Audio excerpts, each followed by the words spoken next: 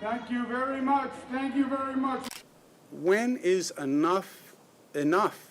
All these federal officials, they put out press releases. From spotlight to shadow, Andrew Cuomo wasn't just a governor, he was a political phenomenon.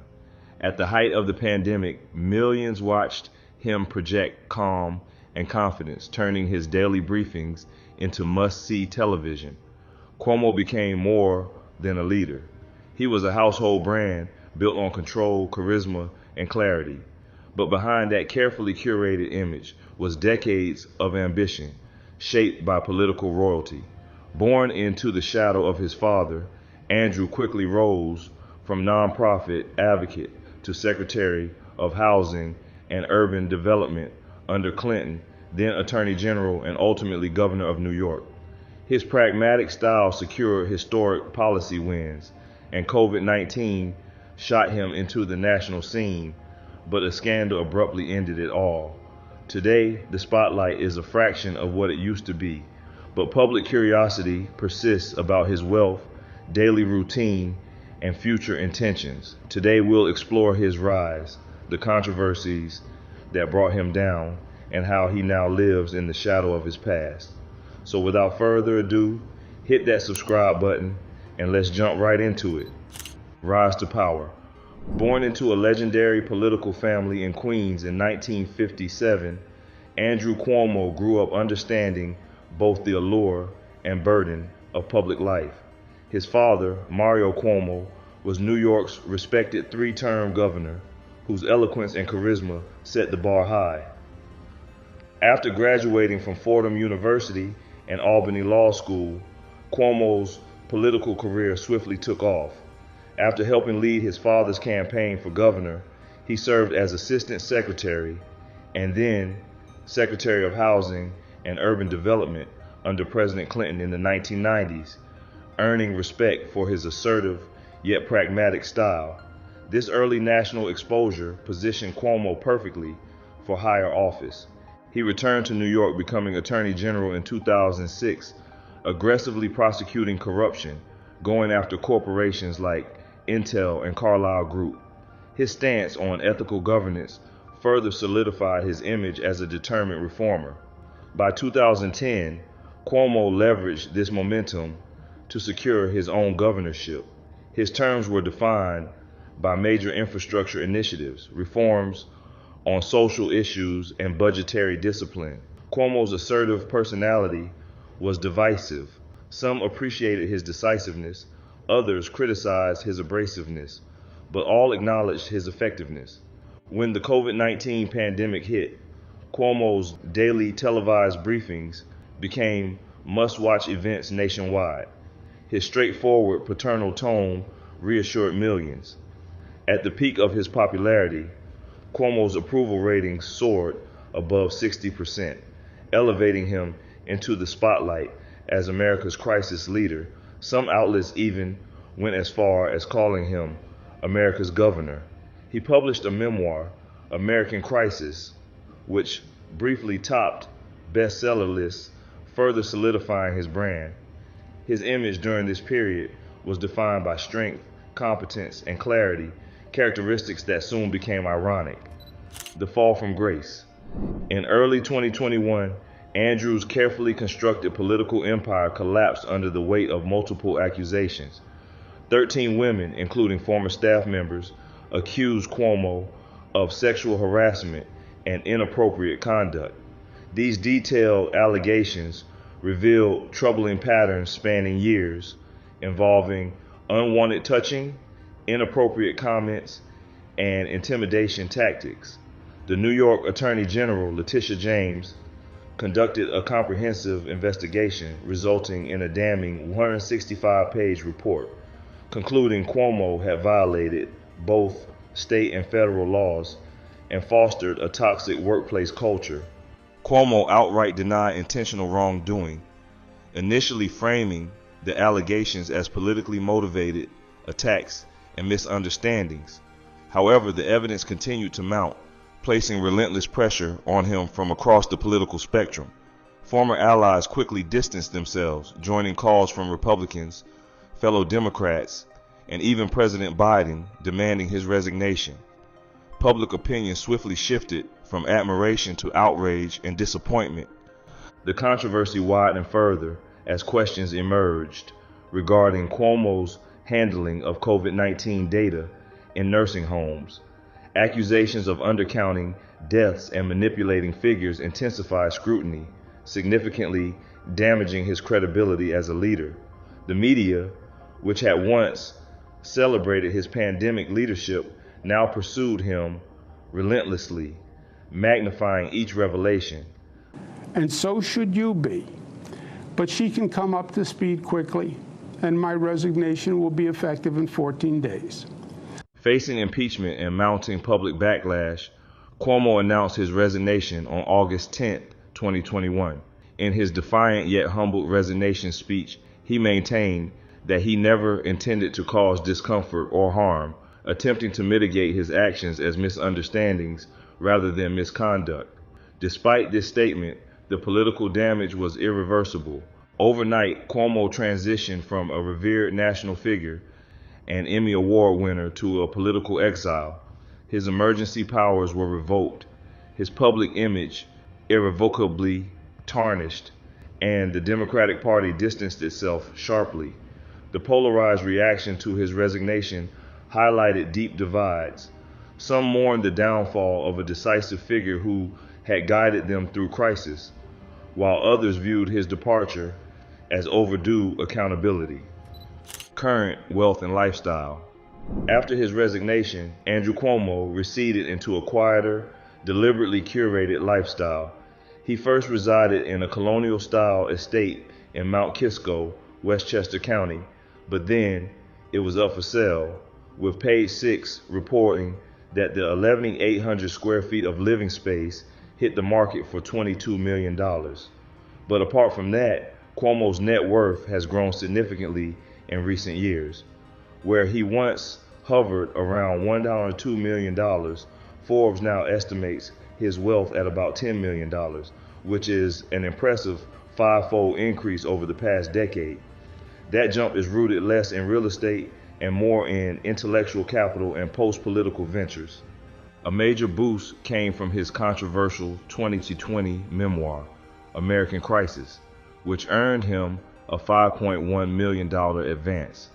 While ethics inquiries and state sanctions clouded subsequent royalties, Cuomo retained the bulk of the initial payout. In 2022, he pivoted into private legal practice and more recently joined a nuclear startup's advisory board, reportedly receiving over $4 million in stock options. Cuomo also receives a gubernatorial pension of roughly $50,000 yearly. He continues to speak at selected events, reportedly earning around $50,000 per appearance. Conservative investments further bolster his financial standing, though specifics are not publicly disclosed. Even as his wealth has grown, Cuomo maintains a measured lifestyle. His wardrobe remains refined, with tailored suits and classic watches, but never ostentatious. He favors discreet private security over obvious protection, and his vintage 1968 Pontiac GTO has become a personal brand marker, a nod to both nostalgia and craftsmanship. Reports suggest he rents a Manhattan pied-à-terre, a far more understated arrangement than the sprawling Westchester home. Public sightings show a man walking local trails, dining at neighborhood spots, and occasionally caught by the lens, comfortable but guarded. Reputation rehab. Andrew has not faded into irrelevance, far from it. In late 2022, he launched the podcast As a Matter of Fact, a platform crafted to reintroduce himself on his own terms, with measured commentary on policy, leadership, and his past controversies. He sounds thoughtful, determined, and eager to reclaim the narrative. His media appearances are carefully staged in sympathetic outlets, presenting him as fundamentally reflective, even resilient, rather than defeated. Public reaction to Cuomo's reemergence remains sharply divided. Some hail him as the decisive direct voice they remember from the pandemic era, a leader sidelined by political overreach. Others dismiss the comeback attempt as misguided, unwilling to forgive or forget. Yet Cuomo shows no sign of retreat, rather leaning into reputation control. His recent moves go beyond podcasting. Cuomo has quietly placed ads in local publications critiquing Governor Kathy Hochul's decisions and favorably comparing them to his own record. These strategic communications signal a refusal to stay silent and suggest he's staking a claim on his legacy. Speculation about a political revival is persistent, as he's currently a running candidate in this year's New York City mayoral elections. Rumors surface periodically that Cuomo might run for even a higher office again, with some pointing to a possible campaign for a return to statewide politics, or even giving the presidency a shot. Cuomo maintains deliberate ambiguity, neither confirming nor denying such intentions. Instead, he emphasizes influence and keeping his options open. This rebranding effort reveals an astute grasp of media influence and image control.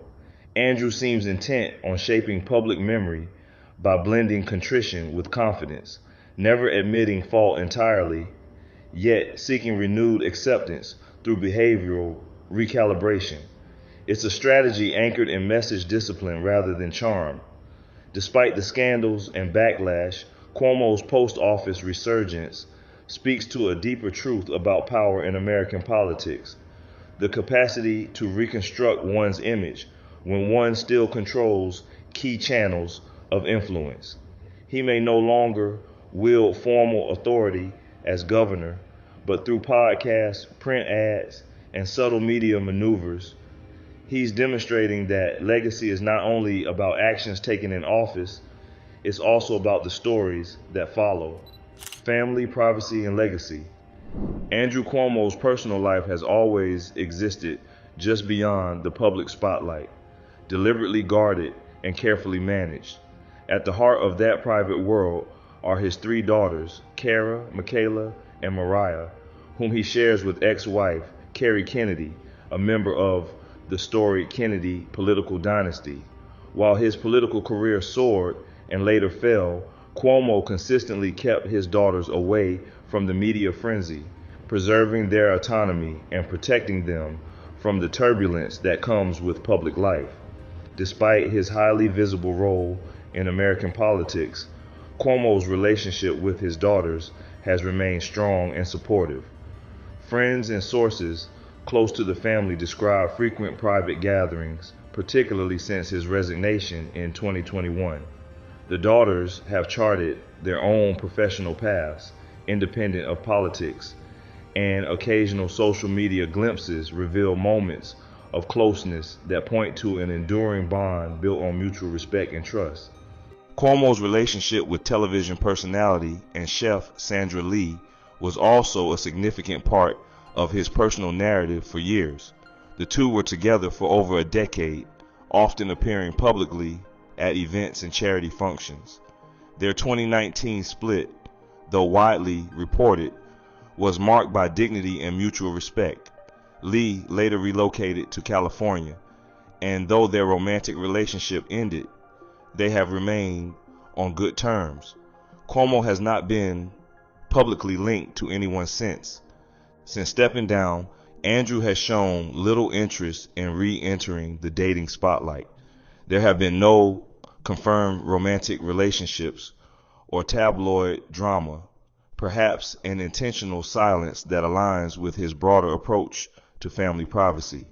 Instead, his focus appears to be on maintaining his relationship with his daughters, engaging in personal reflection, and quietly exploring professional avenues through media and selective public appearances.